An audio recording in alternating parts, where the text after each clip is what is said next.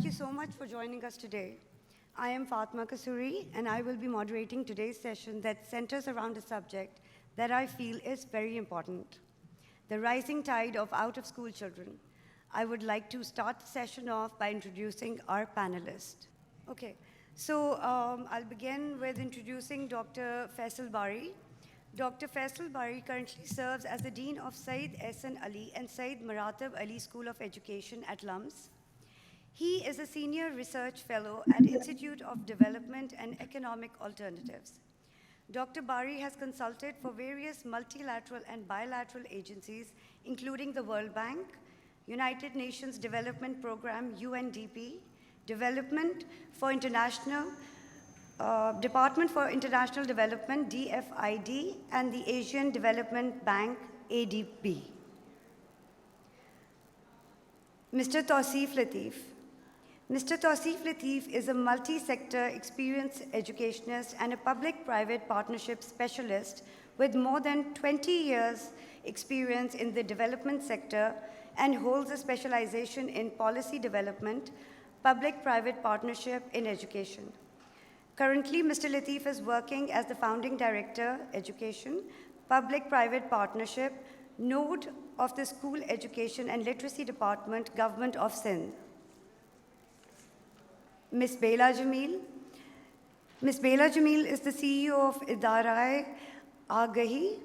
Ms. Baela Raza Jamil is an education expert, a public policy specialist, and currently the Director of Programs at ITA, the Director of the Institute for Professional Learning, a coordinator at the South Asia Forum for Education Development, SAFED, and Managing Trustee at the Sanjay Nagar Public Education Trust. In the past, Ms. Jamil has also served as Technical Advisor to Ministry for Education. And Dr. Randy Hatfield, hello, can you hear me? Hi, yes. Okay. Dr. Randy Hatfield will be joining us online from Egypt. Dr. Randy Hatfield is a senior education executive with over 25 years of international development experience. Dr. Hatfield earned his PhD from the London School of Economics in Social Policy and has done Masters from the School of International Studies at the American University in Washington, D.C. He has served at major international agencies, including the USAID, World Bank, Foreign, Commonwealth, and Development Office, World Vision, Aga Khan University, UNICEF, and UNESCO.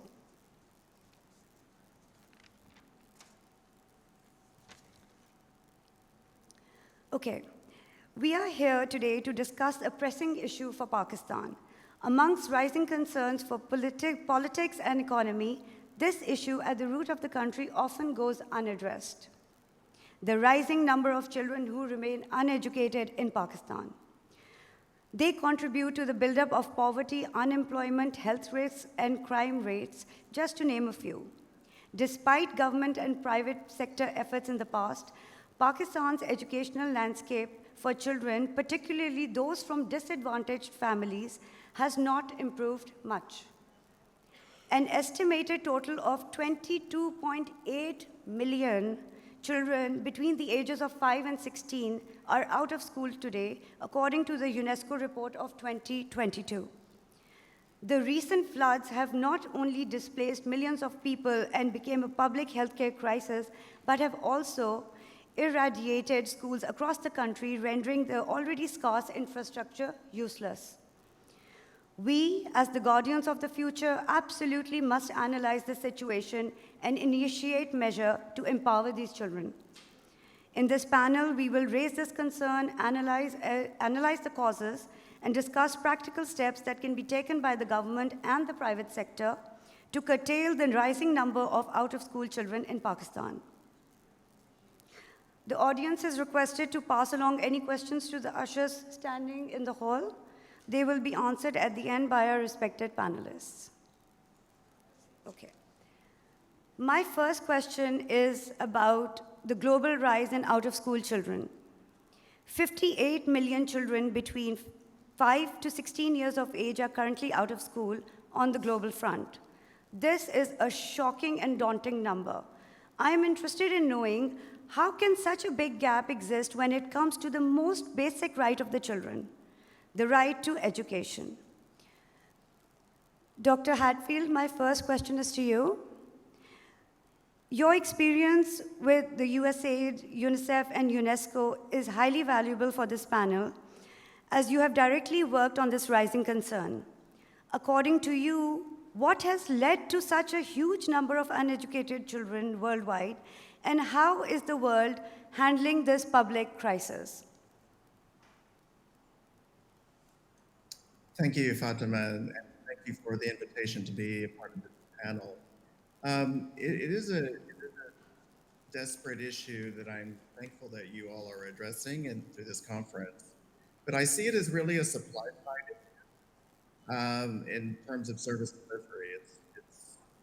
And the social pressures of population growth, youth bulges across the world have made the situation much worse than we'd like. And then coupled with what you've just mentioned as pandemics, flooding, natural disaster, political crises, those have led also to an unfortunate dropout of children. But again, I would see this as the supply side. It's a real challenge for all of us in terms of policy, government, private sector. But I would have to say too that parents are educated, they're not dumb. If there's not a teacher or a poor learning environment, a lack of or missing screens, especially for girls, political instability, as I mentioned, Syria, Sudan, Ukraine, Nigeria, to name a few. And as I mentioned, the pandemic and flooding, natural disasters, have kept children at home, and they've become more or less a labor market for household chores, economic opportunities. But there's other reasons too that prohibit children from attending, which relate to nutrition and other related illnesses. And let's not forget, education is not free. So poverty is a huge contributing force to exclusion. Okay. Dr. Bari, you have worked internationally as well as collaborated with Asian Development Bank. I'd like you to enlighten us about the causes of the matter and which steps can be taken to safeguard the future. Right, so I hope you guys are ready for about a couple of hours of conversation. Now, so first of all, the right to education, this conversation on rights is a fairly recent one. Right? This right did not exist, say, 100, 150, or 200 years ago in the same way that we talk today about right. You know that Article 25A, which is the right to education, was only added to the Pakistan Constitution in the 18th Amendment, which is April of 2010. So it's only about 12 years ago that Pakistan added this. I think India added this a bit before that. And so it's not as if the right to education was a recognized right for a very long time. I think it's with public schooling, the rise of public schooling, especially after the Industrial Revolution in many other countries, that slowly we have come to the realization, which a lot of literature now talks about, which is that you cannot have a right to life unless you also then guarantee health, education, and basic opportunities and try to provide those. So that's just a caveat. Now, the problem is a lot of policies and structures are continuing historically, and so it is not a surprise that this many children, especially in developing countries, are still out of school. This is it's by design, not by default. Think about the kind of structures that Pakistan has for schooling. We want to give the right to every child, but our public sector develops primary schools, used to develop primary school. They would develop a primary school if there was no other primary school in the radius of 3-4 kilometers or something. And over 4 or 5 primary schools, you would develop one middle or high school. That was the same structure that you had across all provinces, which is why even today in Punjab, we have something like 32,000 public primary schools, but we only have 9,000 or 6,000 high and higher secondary schools. So you are by design saying that the distance to schooling will increase when children go from primary school, even if they are able to get every child into a primary school. If they transition to middle school or to high school, the distance that they'll need to travel will increase because there are far fewer schools. This becomes much bigger problem for girls. This becomes a problem in areas that are not safe, where there's not much transport. Remember, the state does not provide transport, even though the right to education talks about free and compulsory education and so on. So it's not by default that children drop out, it is actually by design. The society and the state, I feel, even today, has not made a commitment to providing schooling to every child. If you look at enrollment patterns, over the last 20 years, it's largely been the expansion of private sector that have gotten our numbers much higher. Public sector schools have, in fact, been stagnating. Punjab had 56,000 schools 10 years ago. Now they still have about 52,000 odd schools. They are upgrading some of them, but they haven't increased the numbers and tried to reach everywhere. More effort has been made on private-public partnership under PEF, but the government provision of education in terms of the number of schools, etc., has stayed the same. And so, not surprising that so many children are out of school. Now the question, what can be done about it? I mean, the canvas is very large and very open. There can be policies saying, well, every child, in the sense that we will provide transport to every child to get to school, but we will ensure that every school, whether private or public, has X% of those who can't pay the fee. India tried something like that for the private sector. We can have compulsory, we can have punishments for parents who don't send their children to school. The policy canvas in terms of what you can do is very large, but the question is, I think, a much bigger one. Is the society really committing to providing every child with an education? My feeling is right now, Pakistan as a society and our state as a state is not committed to that policy. We have it on our constitution, but I don't see that in policy framework, in the amount of money we spend, in how we spend the money, and how we're even committing to spend the money a few years from now. So that, I think, is where the bigger problem lies. I'll stop here.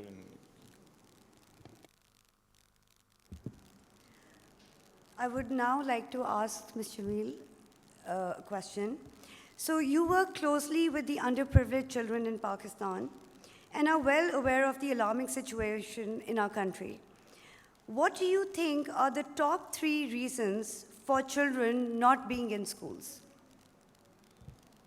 Thank you very much, and congratulations again to the School of Tomorrow for these wonderful events which brings the best minds together and students and generations to be looking at themes which I hope that we will infect you sufficiently to be invested for the rest of your lives and beyond. But the top 3 reasons Faisal has already indicated. First of all, I mean, if you really want to be hard and we're saying, okay, the state is not committed, and the biggest reason is that we have only less than 2% of our budget going to education. When there's less than 2% of the budget going to education of the GDP, it means really a state is not serious and you're not going to provide for that. Then your design is wrong, as Faisal said. You know, for X number of primary schools, you only have 1 middle school, and then for X number of primary and middle schools, you have 1 secondary school. So you're designing the entire program or the entitlement to education to thin out.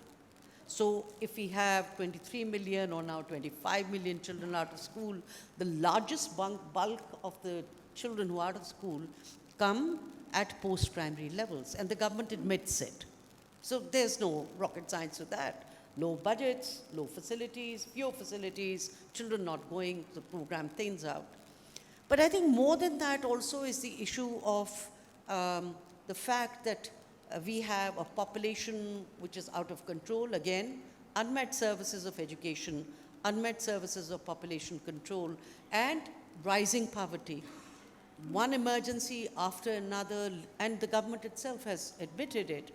Even though the government may begin to have better ways of offsetting the poorest through the social safety net programs, the Wasila Ta'aleem, etc., but it's still not keeping pace with the poverty levels which are rising and the inability of parents to send their children to school.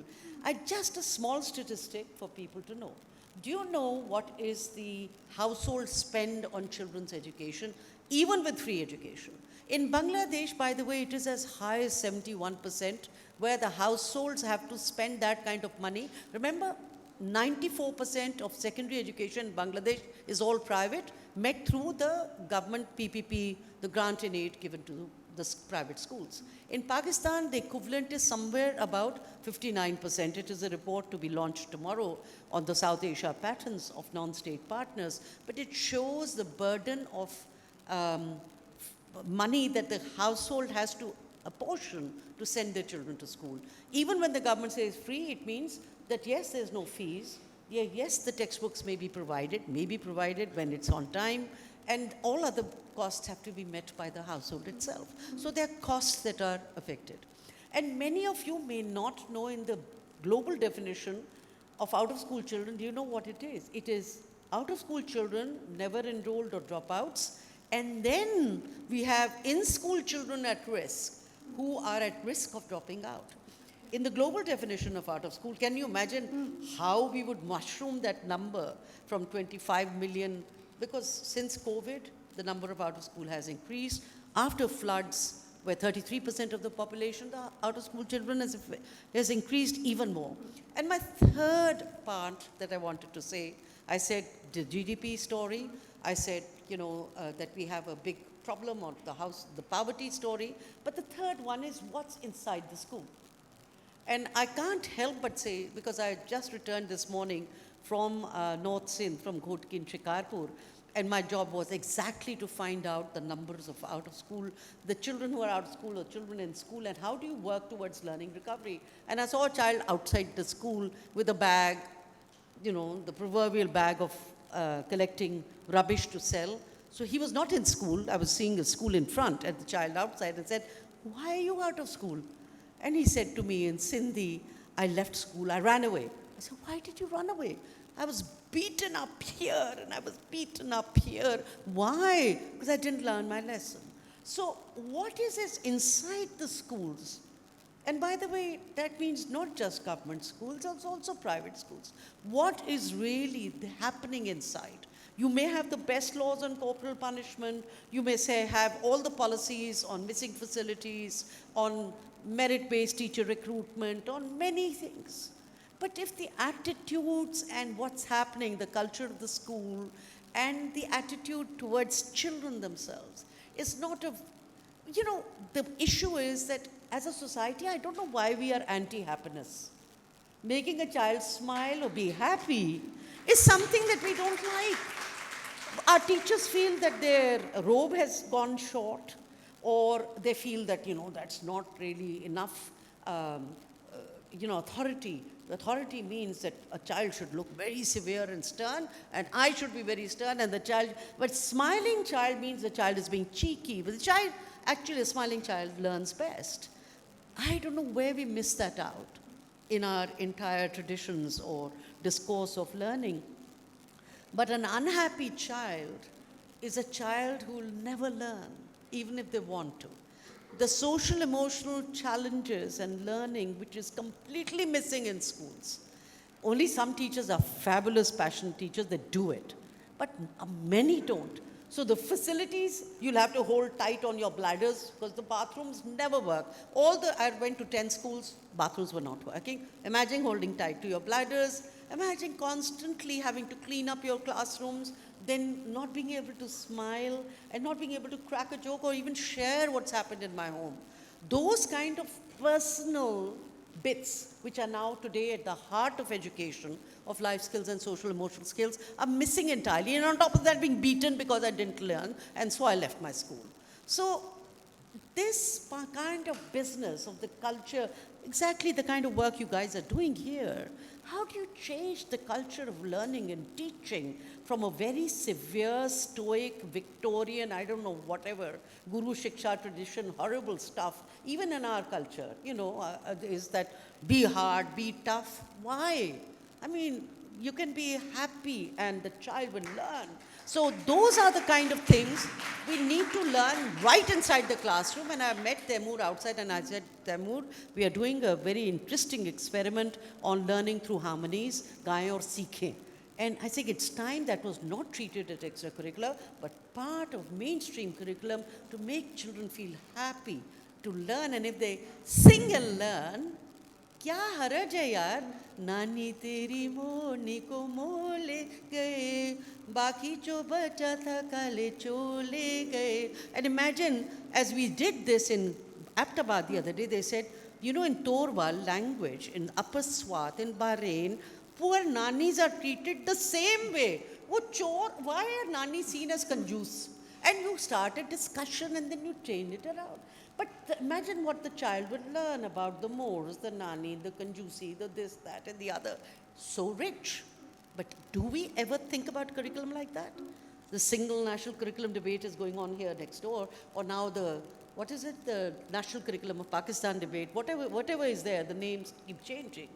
But why are we not interested in happiness, in smiling childs? I love the Ministry of Happiness in UAE. I wish they would have something like this. Thank you.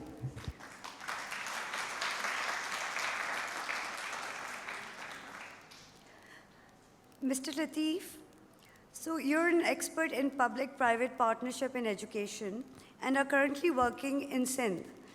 Which measures have been taken by the government sector or by the public and private sector in collaboration to help the cause in Pakistan? I would like to invite you for your in-depth analysis on the matter. Thank you, Fatima. Thank you, SOT, for having me here. You see, the public-private partnership is not a new thing. It has been there for quite some time. But now SEF has done it, as Bari Sahib said, PEF has done it. But now the legislation has just passed in every province, as Baela also mentioned. Sindh was the first province to have the PPP Act. And with that act, we started with the development of nodes. Basically, that is to facilitate the public sector to engage with the private sectors. So, well, the story is like that. There is a gloomy effect that there are so many out of school children. But you see, small interventions have really helped out. And one of the partnerships that we have done, thanks to USAID, actually, in 2010, there were tremendous floods. 2022 results would come on later, but 2010 floods were also bad. So the schools that were created by USAID, one of the aspects was public-private partnerships. Even the government said, I don't want to give these schools out to the same DO and all that system, because they understood the problem. So we came up with a policy, which is called the Education Management Policy, and that's how partnerships have developed over years. And it is steadily growing. And we are not only looking at schools, but the other aspect are teachers, teacher development. There are a lack of teachers, good teachers. So we are now even outsourcing the teacher training institutes. So these are some of the gaps. So the government is very well aware, and the government is very open. Sometimes government is always on the receiving end, that they haven't done that, or the budgetary. Believe me, the budget is, as the witness some of my partners, the budget is not a problem for the government. It is just the utilization of these resources. And we make sure with this new concept of public-private partnership that there's accountability on both ends. It's a legal contract. So we have made quite a few contracts, and we are very much, and in Sindh especially, the minister is very keen on public-private partnership, and I have full authority in that way to encourage more people. That's what I've been doing over here over the past 3-4 years. I've been meeting a lot of people, and collaboration is the key. So that's my answer. And one of the things, yes, out of school, the data actually, that's another concern. Some data, government data would be different, the private data would be different. So we need to consolidate on the data. One aspect that can be done and which has been done, recognized all over the world is NADRA. If we can link the database of each candidate or the students, because at the birth, you get a specialized number. So the replication which is there and it's showing out of school, certain school, their enrollment, you cannot kick the student out in government school for 60 days. So they are also in SEF schools, they are also enrolled in our schools, and it's showing out of school. So that needs to be filtered out. So once that is done, I think it's not so gloomy. Thank you.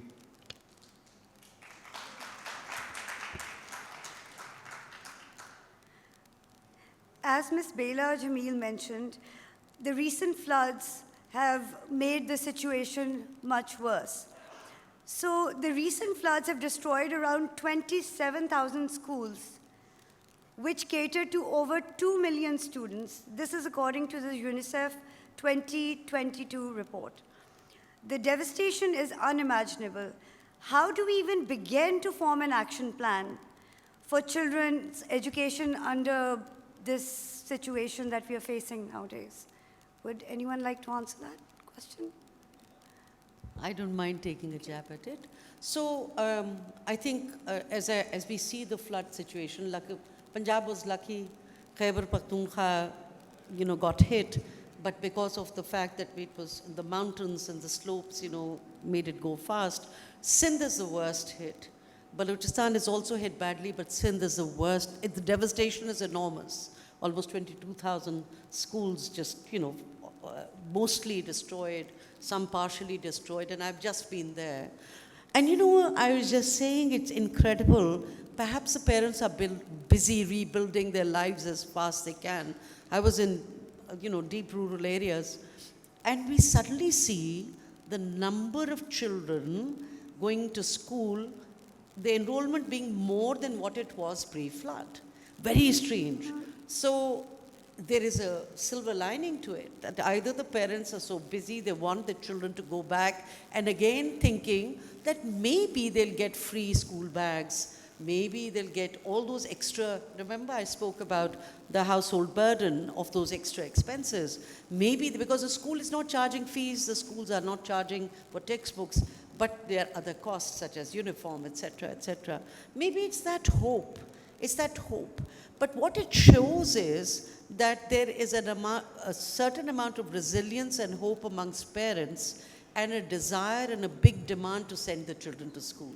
The question is that in this current state of devastation, even if they are so committed to this happening, if there is a good response to ensuring that the children remain in schools, that means the teachers have to come on time, that means the schools have to sort of, parents are also giving a huge margin, but at least more or less function, so children at least can learn something whilst they are there. But again, the big question is, will the system be responsive to this heightened demand for education? Even organizations like myself, the Idara Talim Agahi, we have a program called Siani Seheliyan. It's a program for especially adolescent girls 9 to 17, 18, who have dropped out of school and trying to bring them back into it through an accelerated program. So there are ways to be able to optimize those spaces, to bring the children back, even those who had dropped out much earlier back to school. And as Tauseef says, I have perhaps been one of the earliest proponents of public-private partnerships. As you know, in this region, since 1854, we've had the best examples of public-private partnerships in the 1854 Woods Dispatch. The British never had money.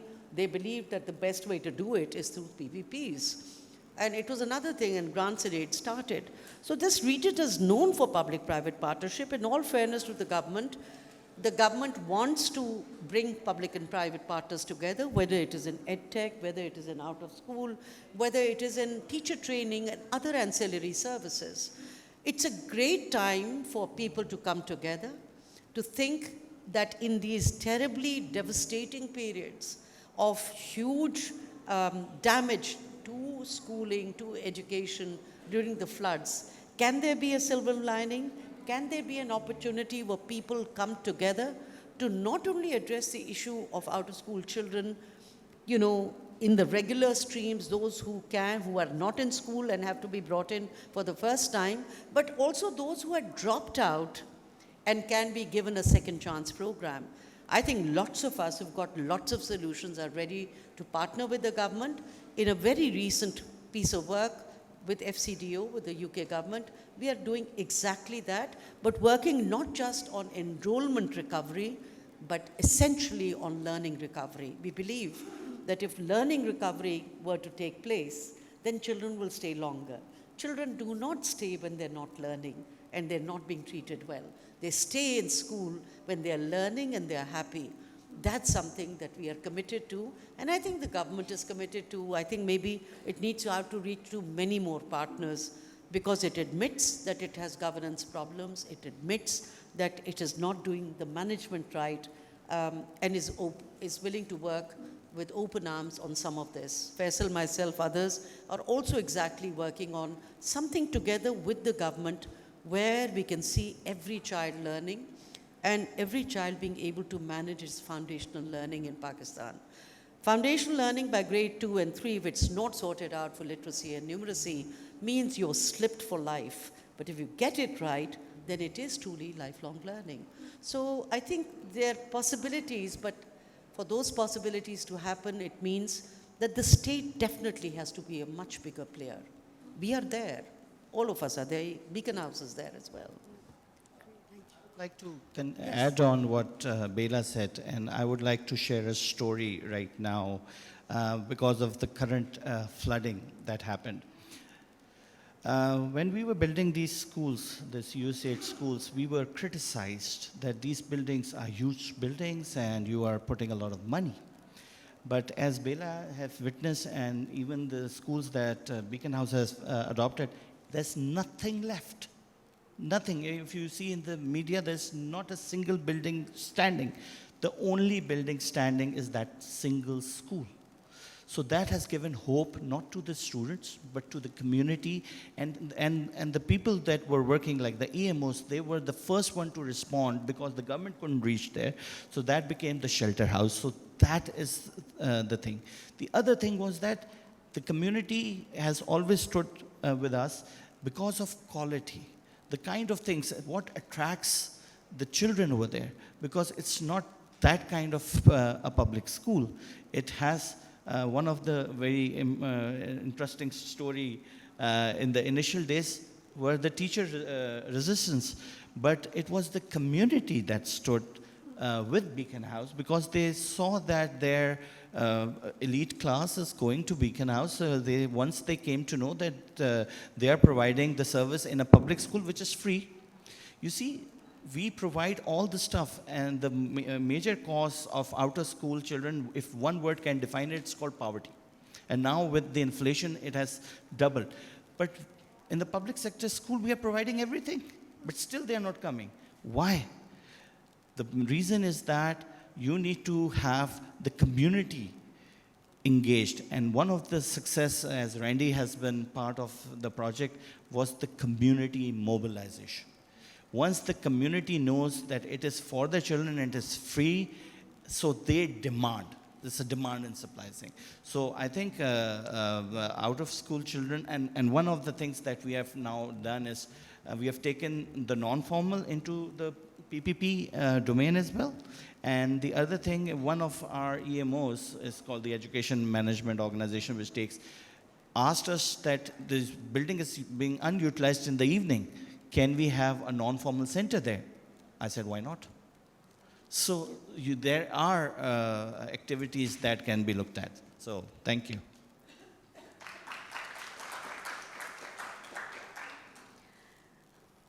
Okay. Okay, my next question is about gender disparity.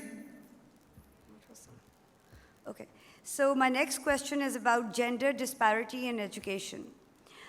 When we talk about basic children's rights, the discussion is never complete without addressing the state of utter crisis in which the girl child finds herself. In a country like Pakistan, cultural norms and traditions make it especially difficult for a girl child to get an education. Okay. We are all aware that women in our culture at large are neglected and we are told to stay within four walls of our home, and their valuable role in the uplift of the country is highly neglected. As a result, many families who educate their sons tend to not educate their daughters. Napoleon once said, "Give me an educated mother, and I will promise you the birth of an educated, civilized nation." In Pakistan, the number is alarming. In Sindh, out of the number of children out of school, 58% are girls, while in Balochistan, this number is even more alarming, with 78% of the out-of-school children being girls.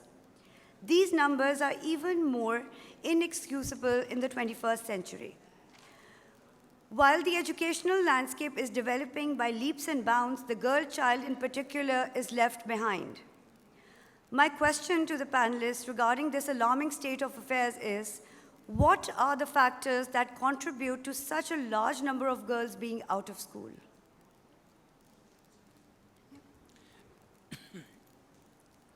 So first of all, I want to make the point that in most of my work on Pakistan, I haven't come across many people who have said they don't want to educate their girls, their girl child. I don't think that that myth, in a way, it is a bit of a myth to say that there are parents who are opposed to educating their female children.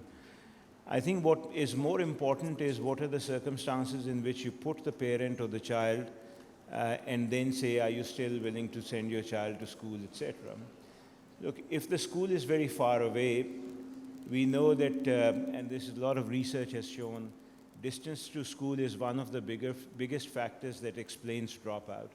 If the school is far away, you don't have secure transport, your child is being exposed to elements, whether about safety, security, or anything else, the child is going to most likely drop out. And this is common. It's not just about Pakistan. It happens in many places.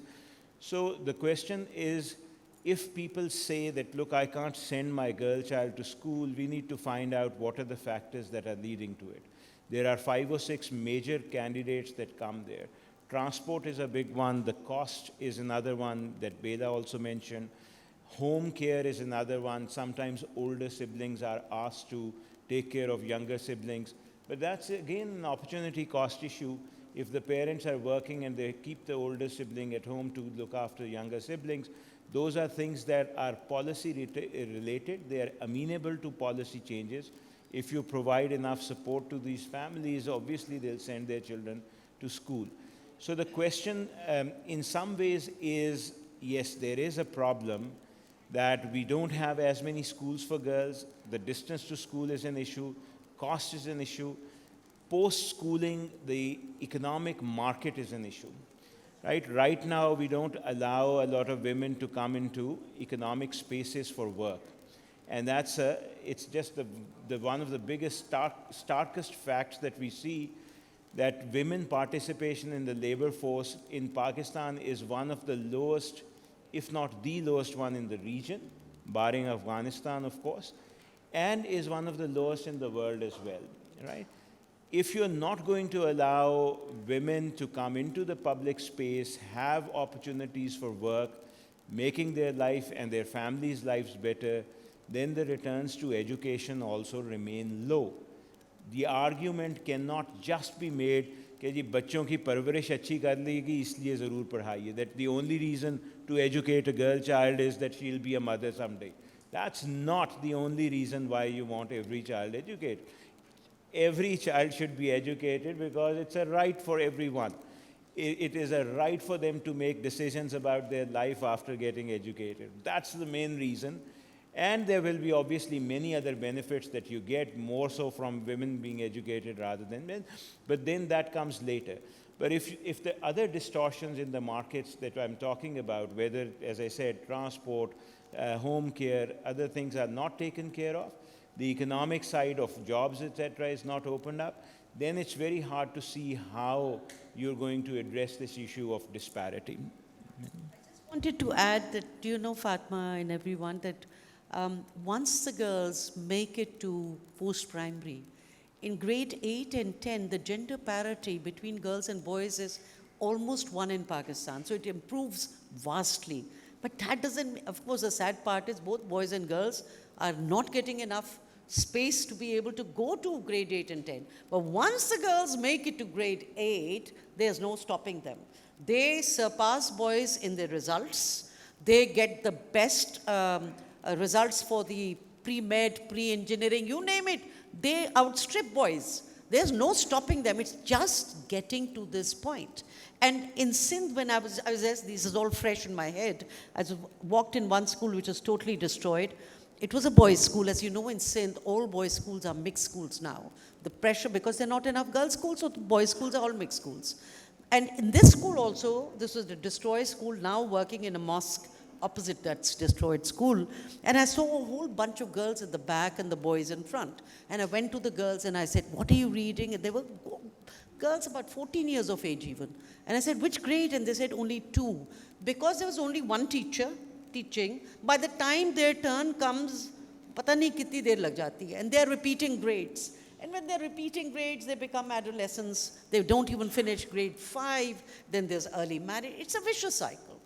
So, but once any enabling factor is provided, then you'll see the girls rise and shine as they do from all the evidences and research in Pakistan. The gender parity, equality only happens at grade 8 and 10, getting better and better in Pakistan when the opportunities come and they're really smart and they outstrip. The question is, as Faisal said, what are the economic opportunities? How do you combine life skills, education, livelihoods? How do you make sure that from a current rate of 24% in the labor force, we really manage to up that? That means that's a really redesigning our education system for girls, but also for boys. That design piece is still there. Maybe in our conversations of this kind and the work that the government allows more and more partners to do, to work with them, to come up with solutions, this is one of the big recommendations. How do you change the way the education is structured? As I said earlier, both for primary level, where you have social emotional learning, more enabling conditions to learn better, to remember better, to see its efficacy better, and especially at the secondary level to see how you combine your usual academic with life skills and also livelihood opportunities. That will transform Pakistan.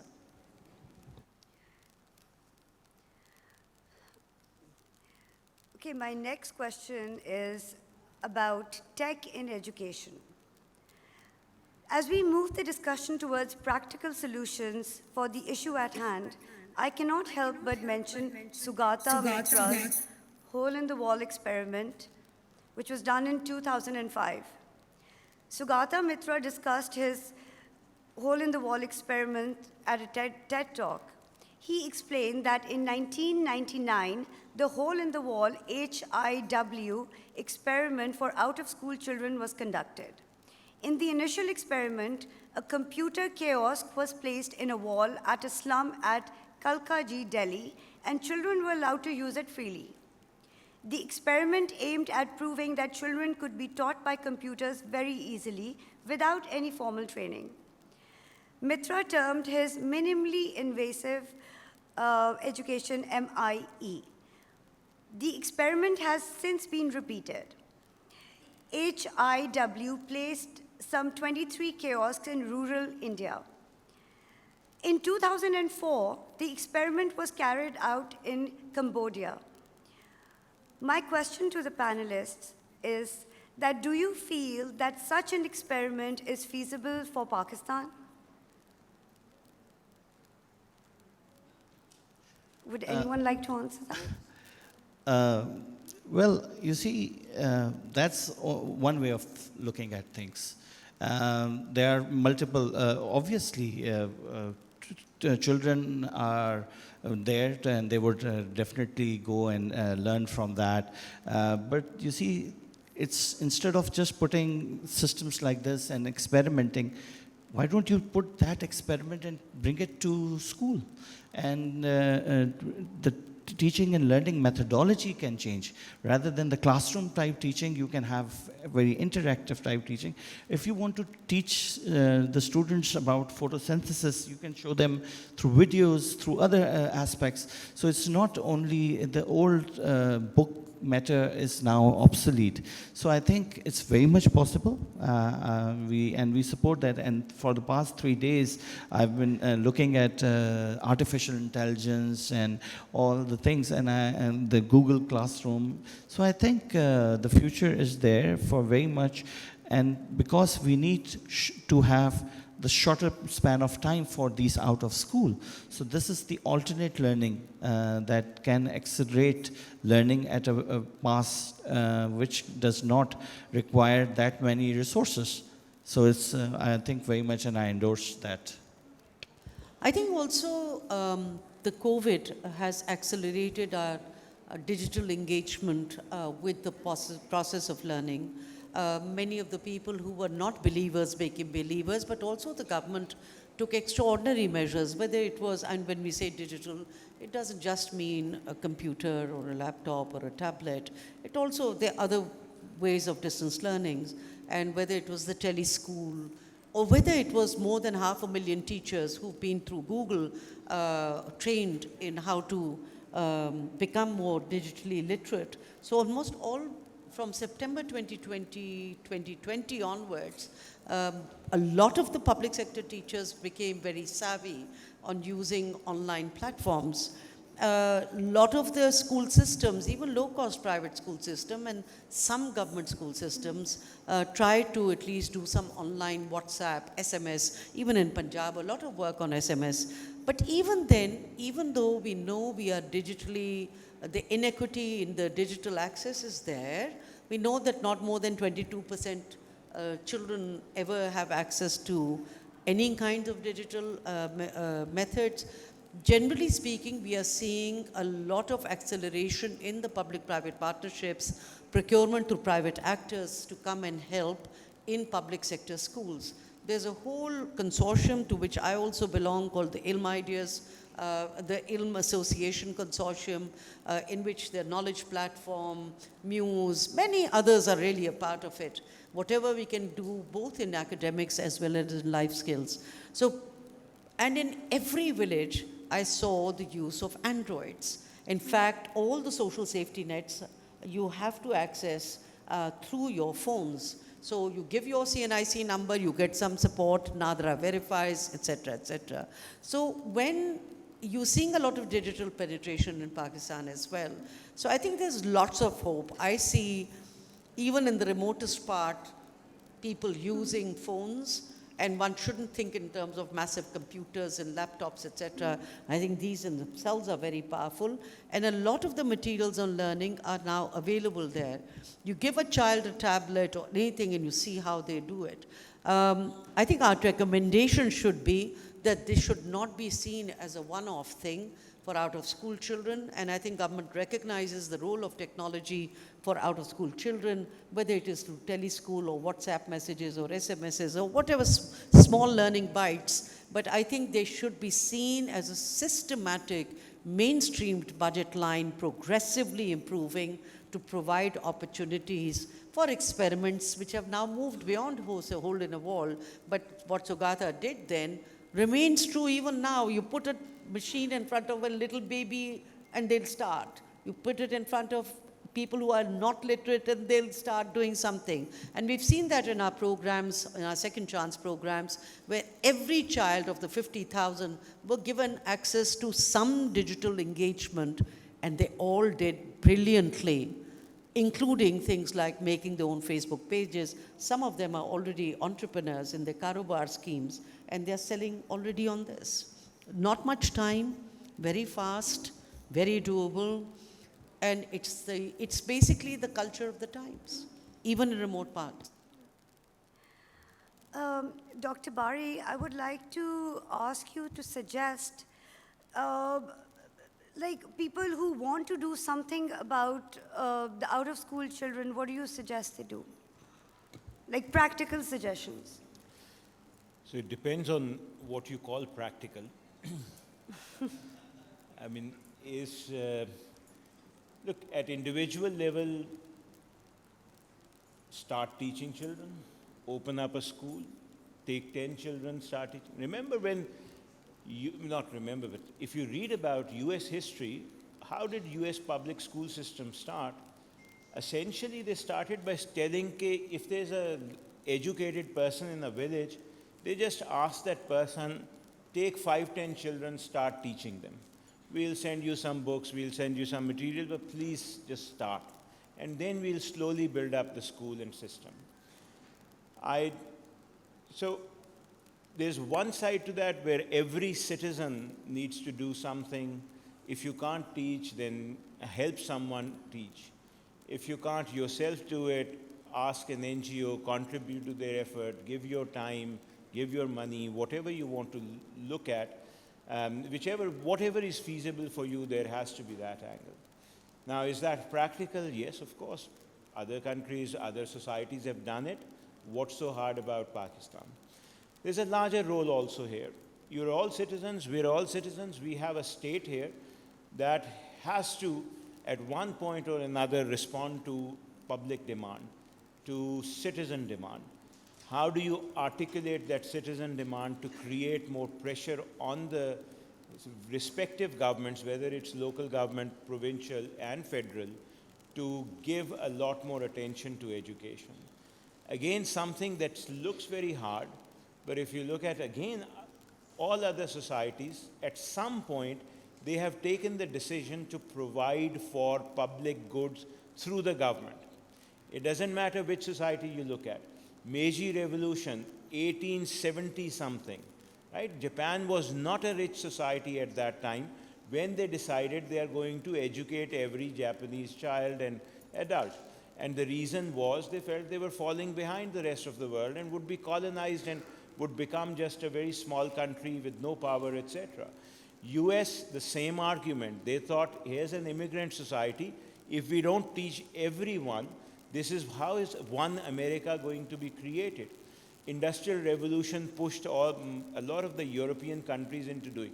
So here is masses of people or groups of people, interest groups coming together at some point and pushing the state and the society towards taking educational demands much more seriously. All of that canvas is open for citizens, for people to get together at whichever level, starting from the very small, going to the very large. I mean, so things might look difficult when you start, but then they start falling into step. And so the question is our society willing to do that? Just one more sentence and then I'll stop.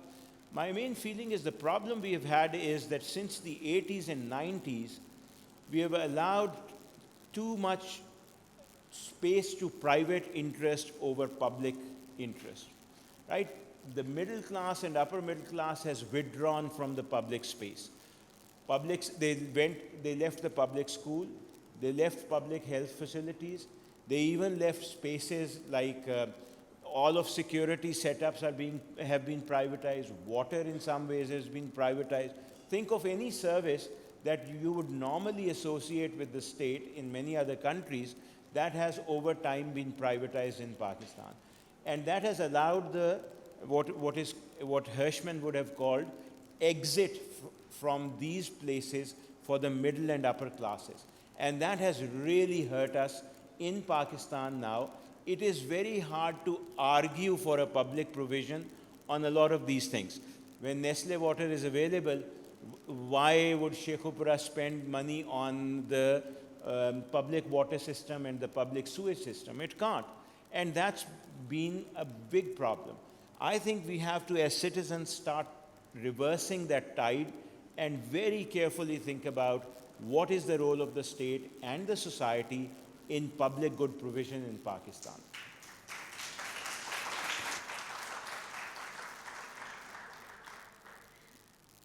My next question is about public-private partnership. Two powerful stakeholders stand out where education for children is concerned in Pakistan: the public sector and the private sector.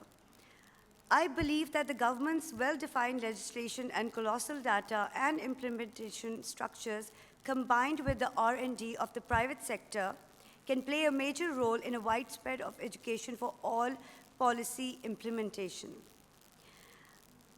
Mr. Lateef, you have worked directly on public-private partnerships. I would highly regard your opinion on this matter. And also, I want to know what are some of the challenges that are present in Pakistan for organizations who are working for out-of-school children? Thank you, Fatima.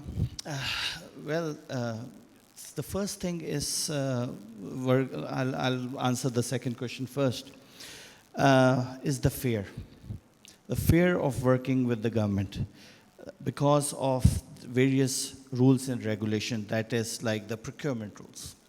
So we tend to now try to explain to all the organizations that are working for out of school or in the education that these procurement methods have been eased out in a way in which you can participate and be partnered with us. So now we have like a one-window solution. So that is the first thing for organizations. That's the first challenge. So they have to understand the procurement rules and regulations of every country, and there are different procurement methods. So that's the first thing. Second thing is the acceptability of the challenge. That's a big challenge. You cannot just walk away from this challenge. You have to accept it. And that is why in our contracts, and I would say contracts, it's a legal binding contract. There are certain KPIs which they have to perform. If they don't perform, they don't get the money. So you see, it's not a free ride. So that is the second thing, acceptability. And and I keep on telling, if you're a serious organization, then you apply.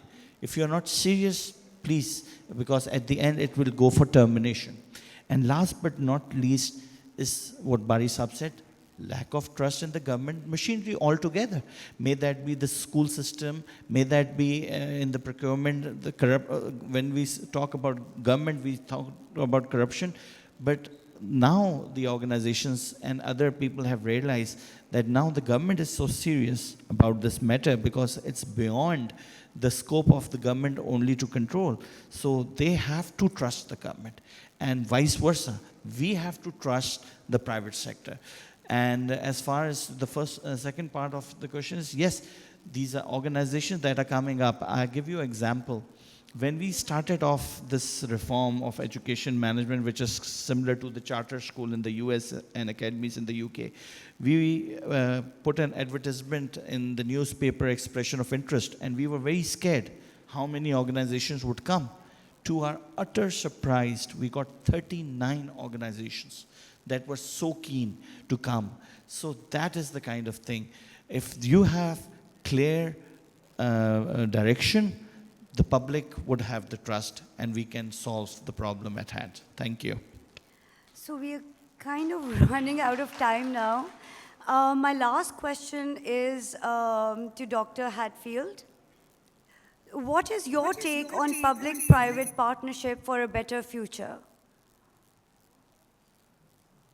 Good question. I think there are some ideas out there, and it is interesting to note, and I think others have probably said this, that the private sector delivery in Pakistan of education is estimated to be over 35% in comparison to OECD countries, which is only 11%. And I think we've seen over the decades in Pakistan, mushrooming of private schools and institutions trying to fill the gap of education delivery. So I think that there is a role for private sector.